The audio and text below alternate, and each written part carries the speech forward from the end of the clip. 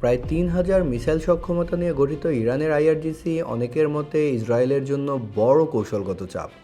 আর ইসরায়েলের প্রধান মিত্র যুক্তরাষ্ট্রের জন্য মধ্যপ্রাচ্যের একছত্র প্রভাব হারানোর আশঙ্কাও একটি বড় বিষয়।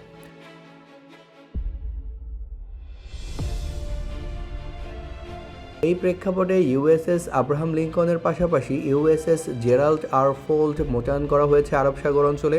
কিন্তু এসব সামরিক বার্তার মধ্যেই ইরানের সর্বোচ্চ নেতা আয়াতুল্লাহ আল খামেনি তার ভাষায় স্পষ্ট করে বলেছেন, চাপ, নিষেধাজ্ঞা কিংবা হুমকি দিয়ে ইরানকে দমিয়ে রাখা যাবে না।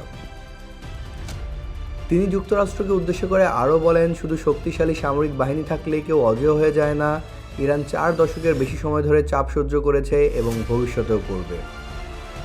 মধ্যপ্রাচ্যে বাড়তে থাকা সামরিক উত্তেজনার প্রেক্ষাপটে এই বক্তব্য নতুন করে প্রশ্ন তুলেছে, এটা কি কেবলই কূটনৈতিক ভাষণ নাকি বড় কোনো সংঘাতের ইঙ্গিত?